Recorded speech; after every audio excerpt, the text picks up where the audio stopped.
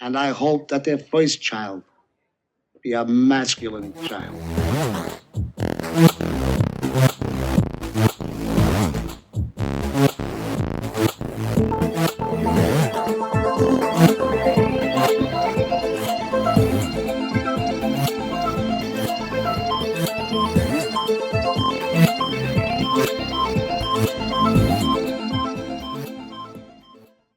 All right. And we are back. Listeners, you can insert any amount of time that took place as you'd like. We need to have some measurement of your hair, just so we know, since I'm in a baseball cap half the time. Actually, I was thinking about cutting it. I found a picture of me from 2022 when it was like up to here. And I was like, damn, it looked good that short. I need to maybe cut this thing. Did you get a pixie cut, man? Try it out. Kinda. I can send it to you. It was a good picture. I really liked it. I was high as shit in it too. I was like, oh wow, I am so stoned in that picture. Yeah. Oh no, that's the thing I say a lot, because after my daughter was born, I cut down on all of the things that aren't good for you. And man, I miss drugs a lot. Seems most of my guy friends have kids, and they're like, well, yeah, I really just stopped drinking because of my kid, but now I just vape in the garage, and my wife will tell me sometimes, like, Daddy needs to go have his garage time. So I didn't drink to begin with very much, just because I don't particularly enjoy alcohol. But my friends called me the High Alchemist for a reason. If you can cook it, and if you can add it to food, I was like, well, it's too different. Wait a second, my camera, my precious. He's just about to tell us how he likes to cook drugs. I think Jack may have meant something else. I like to make edibles. You used to like cook edibles with drugs, yes. Why, you Chinese thing? It's not a slur. It was made in China by a Chinese company. So am I the racist one for assuming? Is that the Jack's like, well, actually, Eric. Or what do you like to say? You're doing that thing again where you don't think you're being offensive, but you're being offensive. Yeah, you're doing that thing. You're doing that white guy thing again, where you don't realize you're being incredibly offensive and you're just trying to be nice. It's like my grandma used to do. The difference was that she was a 100-year-old Slovak immigrant, and you're a white guy born in the 80s. Yeah, well, and it's like if there was like a preppier version of that well-meaning redneck meme, but 3/4 of the time I am just doing a bit to wait for you to.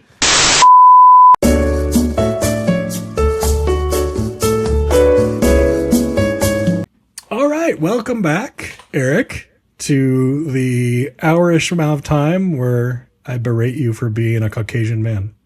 Mm-hmm. Because you are not. Yeah. I identify as Jack. So however that comes out, sorry, I have things beeping at me on my desk. Well, we were talking about how I guess I am the suburban version of the well-intentioned redneck meme, but yes, well, Eric, you're doing that white Jack, guy thing again. My intentions are good. Oh, Jack, please don't let me be misunderstood.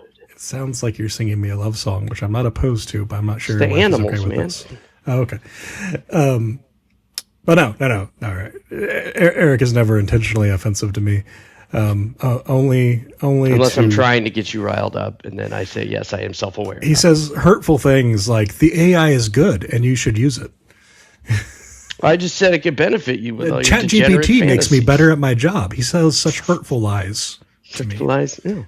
We are in episode 5, part 2, for our woke French podcast on the history of the French language in America. No, we are talking about. Français? No, I do not. I said I speak a little French, but I was telling you I don't. I'd say parles-tu français? No. No. I can just start typing SQL queries at you, and that's kind of my flex. I tell you what you think about this inner join. It's pretty sick. Anyways, we are here to talk about what we think is good, bad, and otherwise about the current state of masculinity. But if you've seen the title card of the podcast, you would maybe assume that we are kind of annoyed by the current trend within some aspects, the more vocal and algorithm pleasing parts of the internet, the online manosphere crowd, the people who have amazingly good tucks. You wear those tiny little shorts, Andrew Tate, and there's no dick and balls showing. You have to be a drag performer. But yeah, I like shorts. Well, yeah, but when he does it, I've seen worse tucks on pro drag performers. Like, this is like, it's like a Ken doll down there. It is amazing. Is it kind of toxic masculinity to be, making, for all the ways we could criticize him, Jack, if he was born with a small penis, then that is a little unfair, right? Oh, this is not saying there's a small penis. I'm saying it looks like he has nothing between his legs at all. Oh. It's like, I'm not, and it's, I I'm feel not like even if I was saying this, it would somehow be a problem. No. It's you could never, but not with Andrew Tate. You could say anything you want about that guy as long as it's not something that would get us in legal trouble. I wouldn't care. But no, and this is not even like I'm complimenting him. I respect his drag game. I just wish he respected his drag game enough to show us who he truly is. That's all. Like Christy Noem's husband? I haven't really dug into that it's got to be but I've so seen annoying to have that much work done to you and your husband still has more famous tits than you do. It's got to be so annoying. I mean, he doesn't have a fuck plane, but I don't think she will much longer either. If she's being sent off, her and Pam Bondi are sent off to the farm up north to go work on the Shield of the Americas, which is apparently where conservative women go to die when they are no longer useful to toxic men.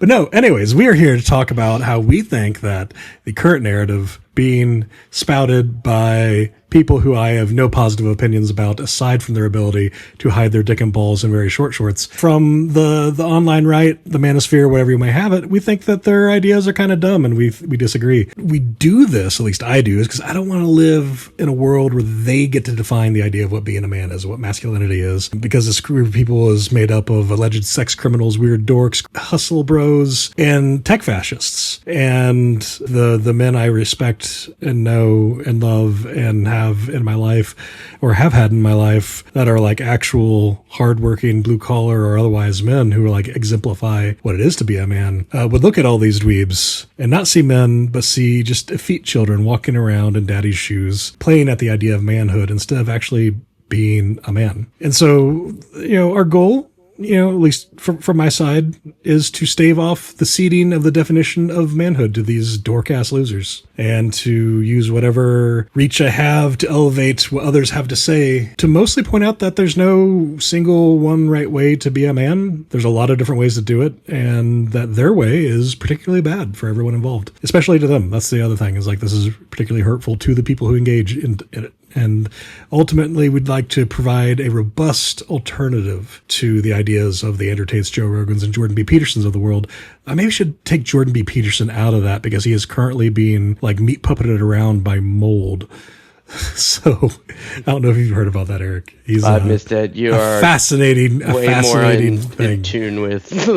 Yeah, I am the one who's too online, and I'm the one that's I've got all the on the ground experience with the younger demographic who we're talking to. You're the online There's voice. Plenty of toxic dudes who are our age and older. Oh yeah, but anybody that is joining, maybe for the first time, who's younger and maybe thinks that we are just, I know there's a lot of disdain for elder millennial liberals right now. I would like degenerates. I am a degenerate, both of us, but I would like to make a correction for the record. I am not a liberal. I am slightly. Oh God, he's a leftist. I'm slightly to the left of Leon Trotsky. Okay, yeah. Talk about I would vote for fully automated gay space communism tomorrow if it was on the ballot. Thanks, Redditor Jack. Okay, you called me a horrible name. You besmirched my good image by calling me a liberal. Well, fine. I'm a liberal. I'm a dirty centrist. So I did actually. I voted for George W. Bush in 2004. So did I. So, okay, well, so what I was, that actually gets to what I was saying, is like, you may see us as this, but look, we've lived our lives. We do have, find some of these traditional bro creds. We've got Jack was a Marine veteran of Afghanistan. I'm still Erik. And, I'm still out here playing rugby, not very well anymore. But look, like, you can still do these masculine things, but without being a grifter. I guarantee you most of those guys that are peddling this bullshit, Jack, like, we're not in Iraq or Afghanistan or none of them have ridden Shadowwood like I have. Yeah. None of them have ridden the oil worm of Iraq. Iraq, yeah. Say so. Which is what I call fucking in the back of the NRAP. No, actually, I didn't come out till well after I was out of the Marines. Yeah, that's the point. You may disagree with my politics, and frankly, my dear, I don't give a damn. But my politics don't inform my idea of masculinity, and my idea of masculinity don't really inform my politics because they are separate aspects of things I believe about the world. And there are men who I think are absolutely wrong. It's that, like, Erik is just mostly wrong because he's a centrist, but there's people who are just absolutely wrong. Like there is nothing that we could agree about the way a country should work. But I'm like, but he's an all right guy. I respect him because he's like honest and he's dependable and he does what he says and he means what he says, and you can rely on him. He treats women and girls and kids and basically anyone who you could mistreat and have no consequence come back to you. He treats all those people well. He tips well. He's nice to wait staff. I just think that he's a fascist based on his voting. I know people like this and we're friends. And I guess centrist means different things now. These days, like, now, hey, I am a champion of the working class. I may not look like it, but I am a steel country Democrat. So honestly, not good enough for you, but okay. Continuing on. If he got rid of all of the racism and the bigotry from like Eisenhower, it's like I'd vote for him. And we have to talk about Operation Wetback. The naming alone, like, come on, guy, we have problems with this, but. I mean, when you look at his economic policies, he's like, oh, you make more money than your grandchildren will ever be able to spend? You can just give that all to the government and we'll build a fuck ton of schools and give people health care. I'm fine with that because billionaires shouldn't exist. Anyways, this is not an economics podcast. This is a podcast about what it is and is not, in our opinion, to be masculine men. Because we're men. We're men in tights. Today, theoretically, we do talk about pretty much anything. Actually, I don't like tights. When my pants I can feel my pants pantsing, I have to take them off. So I would not be able to wear tights at all. Last time we talked about what we do like about masculinity, the aspects of what we do. And then I thought that was going to take like way less time than it did, and added this huge second portion to the episode that we are now doing as its own thing, where today... You still haven't learned on that one, Jack. Did your homework, Erik. What are we talking about? I actually did it last time. Well, we are talking about is in media today, aren't we? Like good representations. Would and one of mine actually is a leftist. So I won't get to that yet. Okay. But, Would you like me to go first, or would you like to? Okay, cool. So I do not like most movies and television, but I love to read. I grew up on a farm with 3.5 TV channels. It was one of those scrambled. You're counting the scrambled adult TV channels. It was no. It was broadcast, the rabbit ears, and 3.5 because if the clouds were in just the right spot, you could get Cincinnati. Oh. Yeah. And so also is an old tube TV that sometimes just didn't work unless you beat the shit out of it. But yeah, so I'm going to lead us off here. Because of this, I start with literature. And I say, Erik, that we should reject modernity and return to the tradition. And by that, I mean the 12 Labors of Heracles. In ancient Greek myth, he was like the original superhero of the day. It is a means of the way we look at it and the way they look at it isn't like we're like, oh, these are some neat stories about a long time ago. And to them, it was a way of communicating culture to each other. And so like this is one of the reasons I don't believe in any gods, but I particularly enjoy the Greek pantheon is because they're all aspects of people. And like Zeus is how he is because that is how fathers were seen to be in that culture to some degree or another, and leaders. And sometimes it's like, oh, Zeus is good, and other times like Zeus is a fuck, and he turned into a bird and raped somebody because he's a fuck. It's like sometimes dads are good and sometimes dads are bad. I'm not going to sit here and try to like hold someone from 3,000 years ago up and say this person was good or bad based on our understanding of like morality, because the world was very different. But that's to my understanding in my first time at college, where I was a very specialized type of history major, that like the way they transmitted how they thought the world is and should work was a lot through these stories. And there's also some really interesting stuff, how you can see over time the influence of patriarchy on those cultures, where the oldest stories of Medusa, she is not a tragic figure, but she is a heroic figure. Instead of being cursed by Athena, Athena's like, oh, that guy did you dirty, and I can't change the past, but tell you what, you can turn any man into stone if you don't like him fucking with you. Here's this wonderful gift. It is a means of defense, not a, hey, you got raped raped? Fuck you, bitch. Bam, curse. No, it was like, hey, here's this means of protection for yourself so you don't have to deal with these fucking men anymore. So anyways, I digress.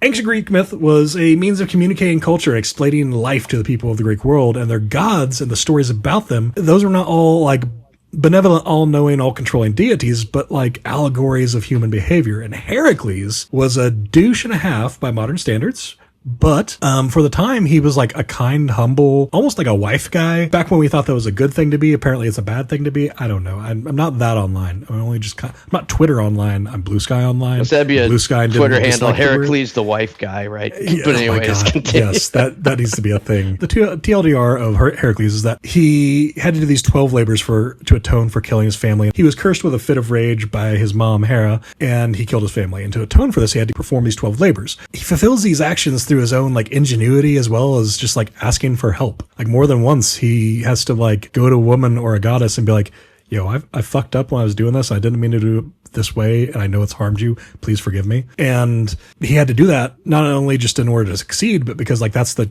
nature of his character. He is like the ultimate man of manliness, but he is perfectly capable of saying, oh yeah, I messed up. Please forgive me for this because I really truly didn't mean to fuck with you. And during the course of those labors, he shows himself to be fair and just, and even in the face of injustice and unfairness that is set against him and others, he maintains this. And then after accidentally killing a man, he was sentenced to serve, I believe, his wife, Omphalia, the Queen of Lydia. Don't at me. I don't know how to say these names. They're long-timey, old-time names. And there's multiple ways anyways. Like, but most of them are not agreed upon. Yeah, continue.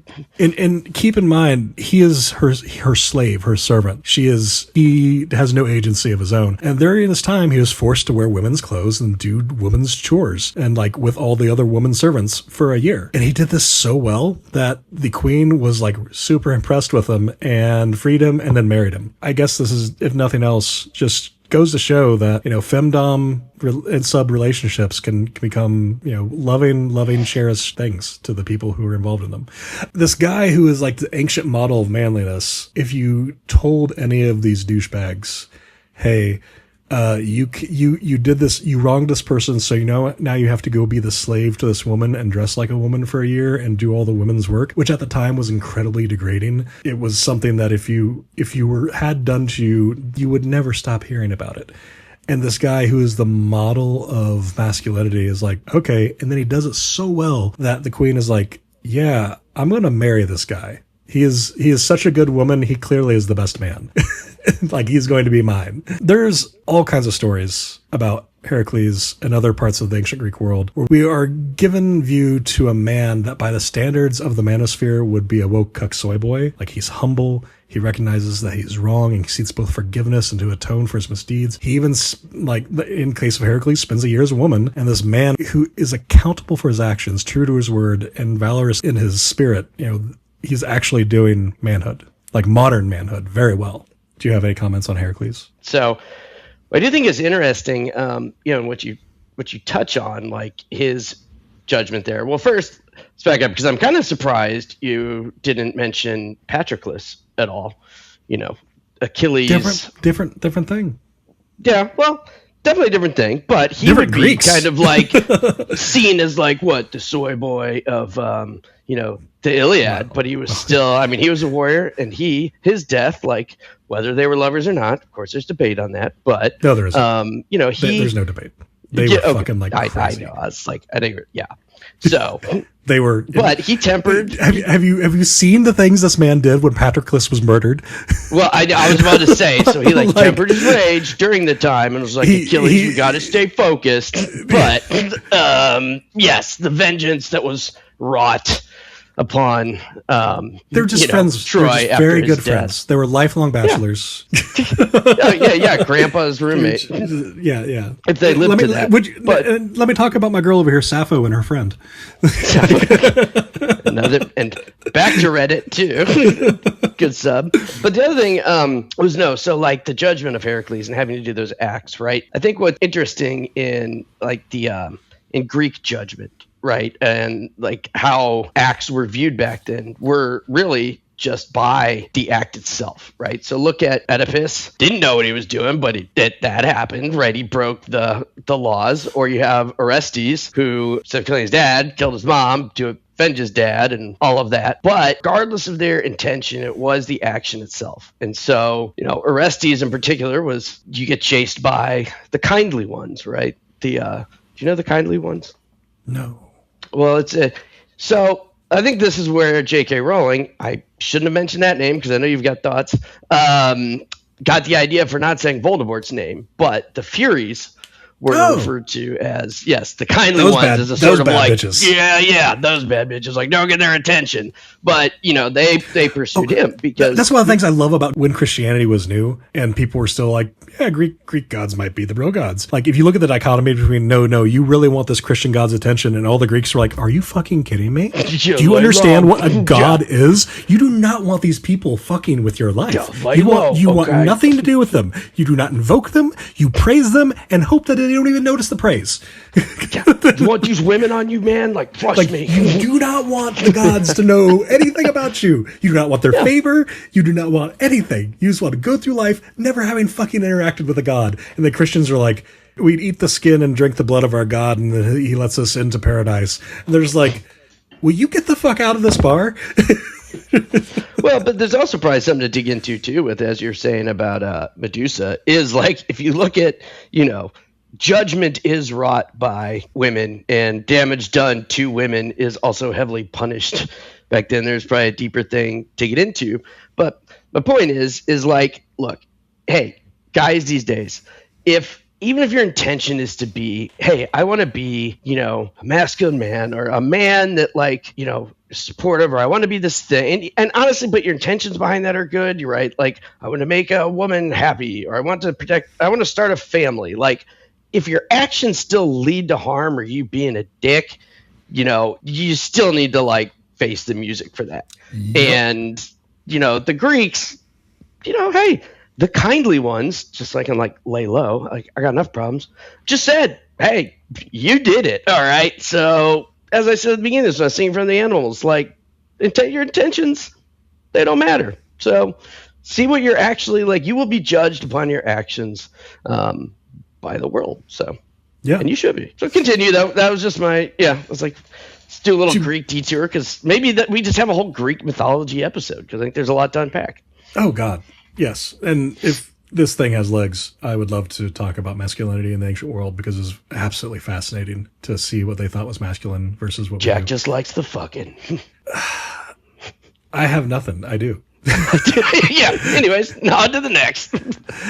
So, bringing us to a more modern, though not the current day, Aragorn, son of Arathorn, chieftain of the Dunedain of the North, High King of Gondor and Aranor. During his youth, lived in the House of Elrond. If any of you kids are unfamiliar with this, or adults, or anyone, first, what's wrong with you? If you lived through the early 2000s and you didn't see The Lord of the Rings, what's wrong with you? Go buy the books, go to the library, go watch the movies. The books are a little bit better, but they're different. The movies aren't bad. The Hobbit can be just completely ignored, both in the book and the movie form. Read it to your children. It's meant as a children's book. Yeah. And they are totally very different. They weren't originally supposed to be the same story to the star. But 3 hours later, so the Eagles continued. Yeah. When Tolkien ever writes himself to in a corner, those goddamn Eagles show up. Aragorn from Lord of the Rings. In his youth, he was sent to live with Elrond, where in the last homely house in Rivendell. And there he met and fell in love with Arwen, who was Elrond's daughter. Later... Liv Tyler. Yes. Later, he gave her the sole heirloom he possessed of his house, the Ring of Barahir. And he is the descendant of this long, long line of kings who used to rule the entire human world. And 3,000 years ago, that was ended for him and his family. And the only thing he has left is this ring, his very precious ring. And she pledged him her hand and to renounce her elvish lineage and accept the gift of Iluvatar, which is immortal death and passing beyond the halls of Mandos.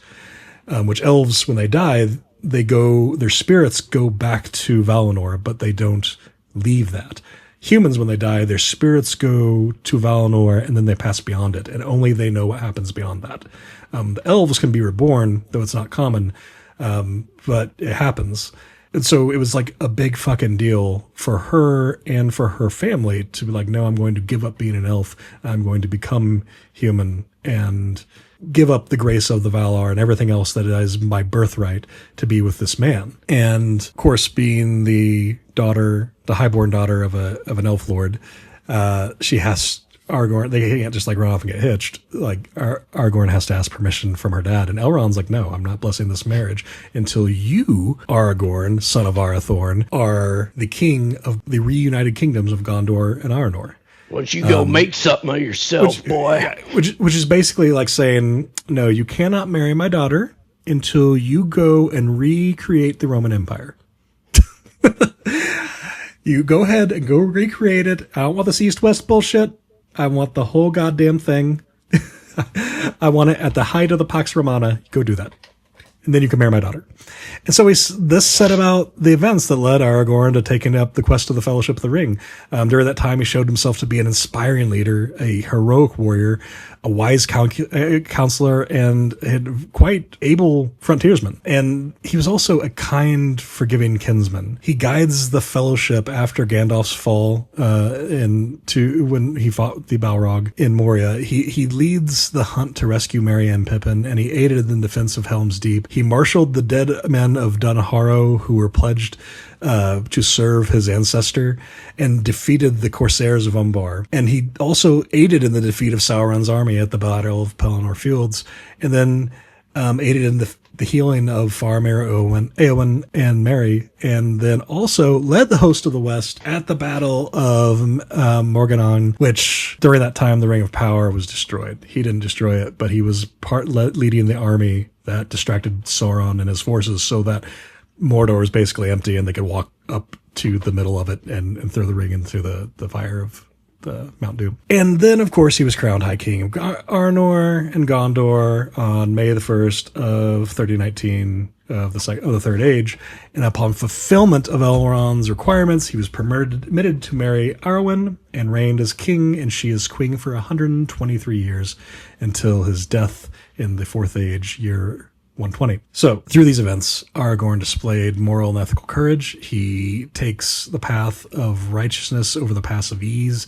He defends those who are in harm's way. He helps those who are in need. He shows himself to be honest and just. He earns the love of his people and of basically all the races of Middle-earth through his goodness and his humanity. He does not disparage those of lesser blood and birth. He acts with fairness and to those in his service and his debt. He doesn't seek to rule over others, but instead earns the trust of those who must live under his protection as king. He frees slaves and gives them their former master's country as their home. He officially recognized the Shire and established it as the sole property of the hobbits where no men, even himself, may enter. He was very much the man that Isildur was not. And in that he is kind of the best of humanity. The thing that I always found the most interesting about his character is that Boromir does not like Aragorn at all until the very end of his life, because he sees him as so Boromir's family, House of the Stewards, they've been watching the throne basically for 3,000 years and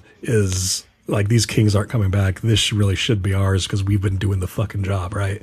And so here's this guy, this raggedy dude who's looks like a crust punk out of the north, who's basically homeless, who's running around, and he just happens to be an amazing swordsman and horseman and all this stuff. And Boromir just fucking hates him. Doesn't see anything about him as being worthy of lordship. And just through watching him and his actions, he wins Boromir over. And then when he's as Boromir struck down and Aragorn finds him and comforts him in his death, Boromir gives him his bracers. I forget exactly. They are a very specific piece of honor of armor. Guard the wrists.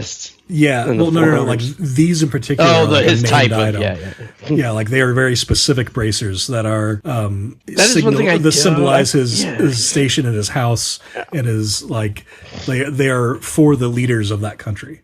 And they're wasn't he the heir of Gondor? Because Faramir was still there. Wasn't Boromir the eldest son of Denethor? Yeah. See, I can do this too. Denethor. I've been letting you go on, but yeah. So Boromir's the oldest son of Denethor of the line of the Stewards. but like it's not. Oh, that, Stewart, like, yeah, Denethor is the Stewart. Yeah. So he's not like the bracers weren't like the property of the royal household. It was basically, this is the person who leads the army or something like that. Very exactly what they were, but they were like very symbolic, and they were a treasure of the kingdom. And his death, Boromir's like, you should wear these. You've earned them. My captain, my king, all that. And it's like, it's not through anything other than his own actions that Boromir is won over. To someone who he just despises for most of his time knowing him. And then he comes to like really respect and honor and revere the man. And then even after his death, he made sure that Boromir received like the proper funeral honors and all that stuff. Like, he's just a good dude. Do you have anything about our? Oh, if you're changing to another media, I was just going to say another book, Lord of the Rings, real quick. So I am glad though that you mentioned stuff he did after Kingship, because for a while the original framing of that kind of sounded like he did all of that just to get laid. But I think they kind of fucked and did fuck. It was like he wanted to have, okay. like, then he wanted we'll to marry her and spend his life, And okay, then we'll do. Then yes, I just wanted to clarify. Unfortunately, that. Tolkien was very very light on the sexual mores and rules for the Middle Earth. But I assume it was okay and that they did fuck. Yeah. I bet Tolkien, he had to visit some of those basement French brothels and Yvres and stuff back in the day. So, it was just implied. A more modern example, going off script. I'm going off script. I'm not reading the teleprompter. This is my first Trump impression. I don't know. What do you think, Eric? Do you think I can do Trump? Yeah, I was going to do it back, people say it's very good. They like the Trump impressions. It was okay, Jack. I have to be like in the right. I'm good at impressions, but right now, I just heard Ed Zitron do Joe Biden, and I think he slipped into being Joe Biden coherently for longer than Joe Biden has slipped into being Joe Biden coherently for the last decade. It was amazing. It was on an episode of Trash Future. So The Expanse, oddly enough, Holden is like, his character is very interesting. I really enjoy it. He's annoying as shit sometimes, but he's often like, he is annoying to power in the ways I appreciate, but he's also like a little bit too much of a do-gooder for me. Personally, I'm an Amos kind of guy, but he is very much like the way he lives and portrays his masculinity. Like, he's not the biggest guy. He's not the smartest guy. He's not the toughest guy. He is the guy who's most willing to do the right thing, regardless of if it affects him negatively or not. He's willing to put himself on the line time and time again to make sure that not necessarily even the best thing for him happens, but the right thing in terms of how we would view right and wrong and morality and manhood in a valorous light is carried out. So very, very big fan of James Holden's character. And of course, Amos Burton, because not anymore, but at a certain time in my life, I was a little bit of that guy. Not quite that guy, but a little bit of that guy. Moving over to cinema, and I picked this one specifically because I really just hate the claim that there's no good examples in children's media of what good manhood is, because the movie Lightyear is right fucking there.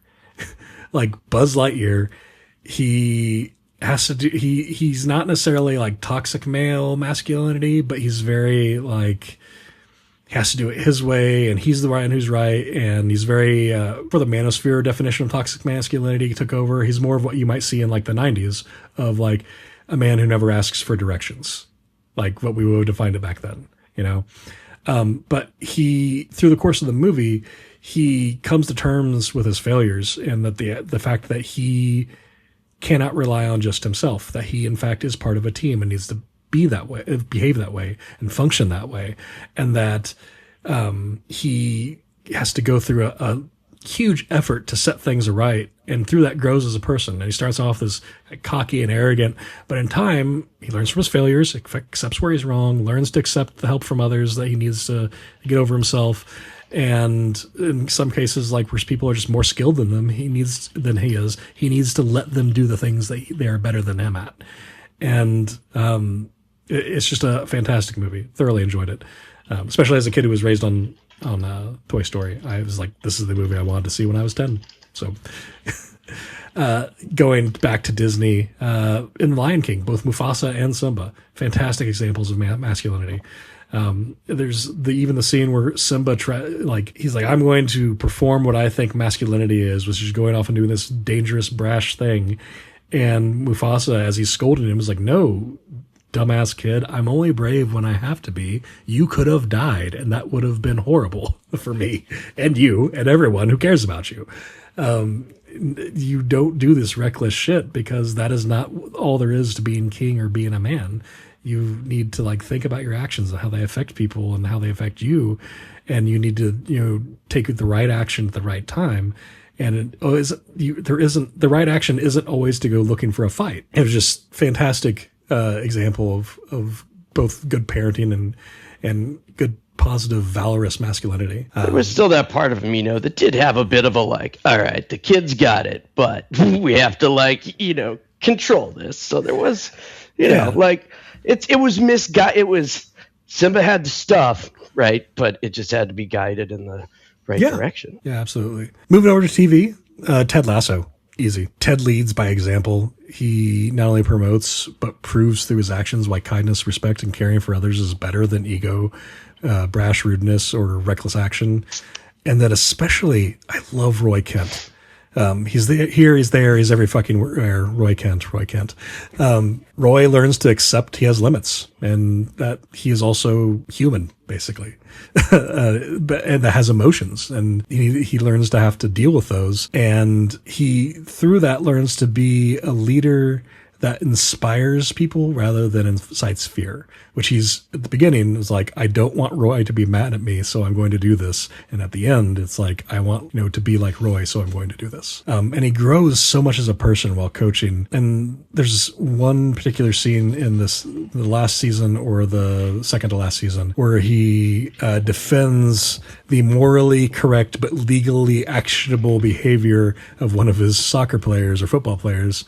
And it's like, yeah, this is who we should all be. This is a man's man. This is the guy we should all aspire to be. Because through that whole scene, he talks about how he used to be a brash, rude fuck. And then he got the shit beaten out of him. And then later he found out that the reason he got the shit beaten out of him is because the thing he was talking about was very sore, touchy subject. And, that uses that as an example of like, no, I'm not going to, we're all dealing with things that no one knows anything about. And I'm not going to sit here and say that this person did something wrong because he was morally correct. And I don't care about the legal consequences. And in music, here recently, as a teenager, I loved the Dropkick Murphys and I stopped listening to them. And I didn't know they were still a band until the Dropkick Murphys.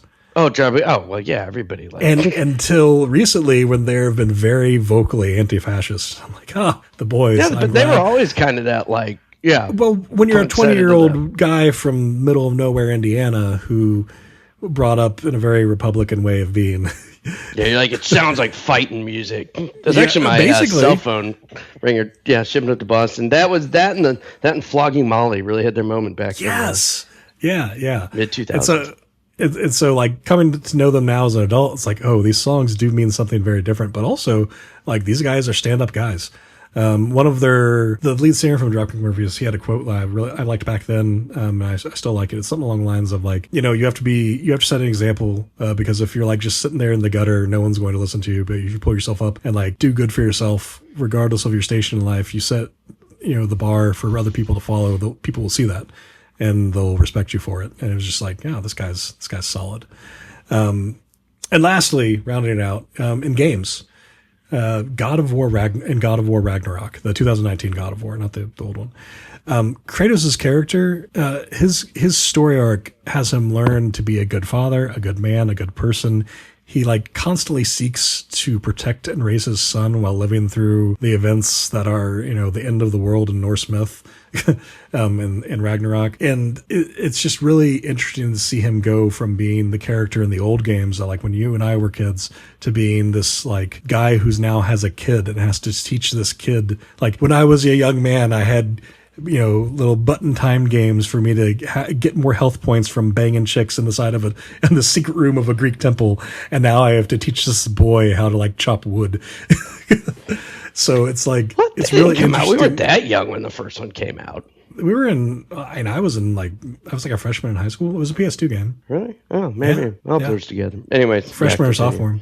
But yeah, so like the character arc, especially to have played all those back then and play them now, it's like really interesting to see how they like took him, matured him, and like had him go through this thing where like he learns, especially in those two games, his character develops insanely from being this like me big man, me hit things hard with sword, that good, to being like, maybe problems can be solved in ways other than having to kill everything. And maybe my son doesn't have to do the things that I did. And maybe I can like teach him to be himself and his best self. And to do that, I have to learn all those things about me as well. And it's just really good games. Really enjoyed them. That kind of reminds me of, plus like with the development teams changing over time, is like that actually just kind of sounds like the late 90s, early 2000s too. And today, if you've got these people kind of wanting to go back to this more very male privileged, very hetero privileged like time and place, which is, again, they may think that we're these elder leftist liberal like dudes, but it's like we grew up in that. Maybe there's a reason why we're like, I don't have a problem with those games existing. Like, it's perfectly fine. Play the games you want to play. I just find the game to be much more rewarding personally when there is growth in the character. Well, I'm just saying it's a reflection of society, right? Oh, yeah. So I'm saying like people, think that they want to, it should be a hetero male world. It's like, we grew up in that world. Man, and you get, so like people the stuff that annoys me so much about all the stuff today is like, do you know how long and hard like we as a society worked to get to where we are, and just you burn it down in the course of just a few years because you're a dumb dork who can't talk to a girl because you spend all your time jerking off on your phone? Like, that's a you problem, not a me problem, guy. Like, you can go out and make yourself better. You don't need to burn the world down because you're a loser. And I'm sorry that you are this way. I truly am. But the way you're trying to fix it is only going to piss everyone else off. And it's going to engender the attitude that I have towards you, that Erik doesn't like when I say these things, because he's like, you're going to make them not want to listen. But I'm just talking to you. I'm treating you as a man, which is I'm telling you what I think about you and I'm being honest. And if you don't like that, I'm sorry you can't be spoken to like an adult and like a man. I'm sorry I have to coddle you and treat you like a child. But like we did so much grow, like it's very frustrating. It's just very frustrating, especially to now be raising a daughter in, because it was like, this is actually like, I wouldn't have wanted to raise a daughter when I was a teenager, like in those years. But we'd finally reached a time where I'm like, it's not great. It's not perfect. There's still a lot of shitty things, but I can raise my daughter to be anything at this point. And have plenty of examples of like good, strong, morally upright, ethically upright women that have done amazing things. And there's even men who like, okay, well, I'm, maybe they have some work to do on themselves. Who doesn't? But like, when she's old enough to date, if she wants to date men, I don't have to have any of the worries that like my own dad had about his daughter's dating 30 years ago, how men treated women then.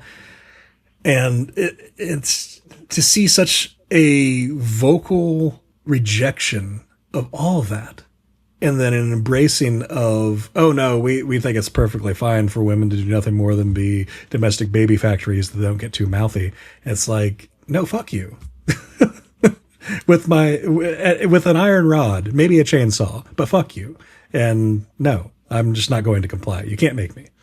But sorry, go ahead. No, I was just saying, even just in the context of men alone, like, it's like there's an idealized view of what that world was and everything. But it was also for a hetero white dude, like a pretty brutal time.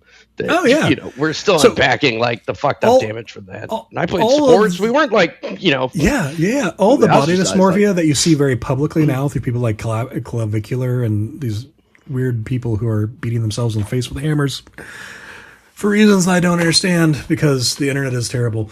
But like all this body dysmorphia that you're seeing through these, not just Clavicular and the looks maxing weirdos. I don't say that to be mean, guys. It's just kind of fucking weird. You don't have to beat yourself in the face with a hammer. That's how it is. Anyways, but shows up. But also more, but even more so, like the people in the gym. Like the number of people who are getting their gains through a needle is insane to me. Because like me personally, I came up at a time and a place where it's like, well, those aren't your gains because you got them through a needle. So lift all you want, be as big as you want, but I'm not impressed because again, they came from the needle. And it's just the intense necessity that young men feel to have a physique that is A, remarkably unnatural for the human body, and B, remarkably unhealthy to maintain. It's just nuts to me because it's like this stuff all existed when we were younger, but it wasn't this intense, but it wasn't as open. Like I've had body dysmorphia issues for 20 years because I was never skinny enough for the Marines, and I was never skinny forever. and I was never skinny enough for my very judgmental grandmother, who always commented on my weight, and so it was just like I've always been very self-conscious about it. The thing that snapped me out of it was when my daughter was old enough to when her personality was starting to develop, because like for a little bit, babies are just little balls of drool and snot that like giggle occasionally, but you're like, are you laughing or is it gas? But like the first time she realized that she could like use my stomach as a bongo and it like jiggled and she liked the way it felt, I was like, well, I don't care about this anymore because my daughter thinks it's fun and funny. So people can say whatever they want and feel however they want. My daughter likes this, so I have no reason to dislike it. So, but yeah. And the other, and I mean, I was say too is the thing is it just shows how surface level this all is though, and that the fact that they like the appearance of how things were back then, right? Because here's the thing, like, so now all this, they're focused on their looks, maxing, all that stuff, right? That's looks, that's appearance. Back in our day, there were still body insecurities and stuff. There wasn't all of this, but you know what was real is you had to fucking fight. Like that's the thing. Fuck yeah! People these days aren't been near as many fights. I got real good at running because I don't like getting hit. Yeah.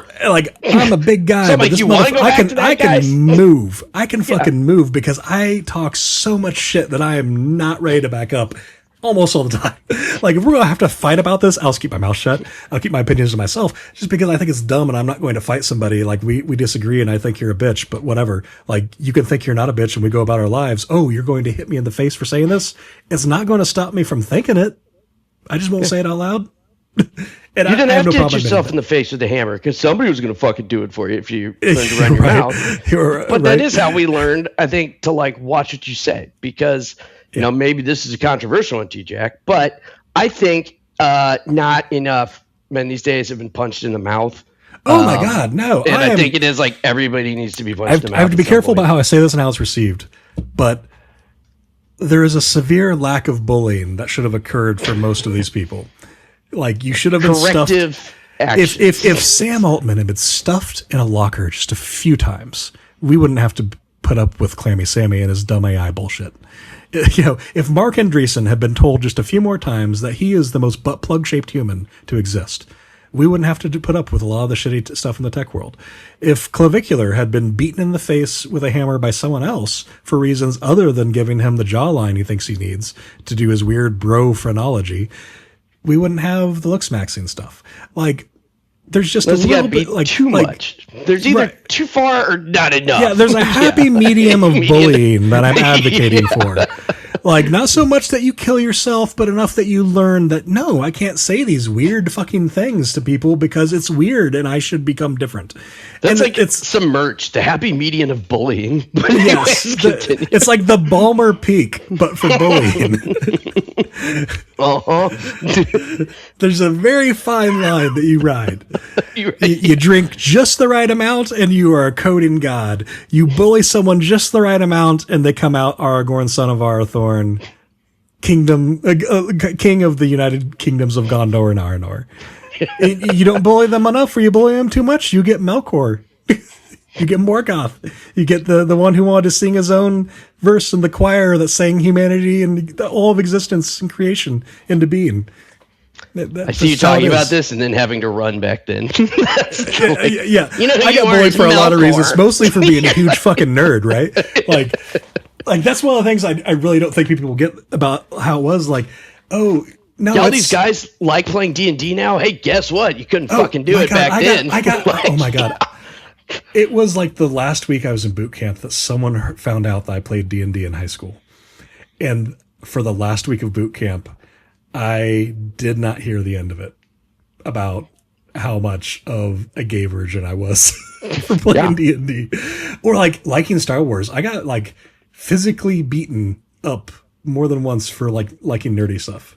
Superheroes, Marvel, any of this stuff. In so Marvel, it's like, they want their cake and eat it too, right? Like, it's like you don't want to go back to those times. You want to be like, you want to go back to this time. Cool.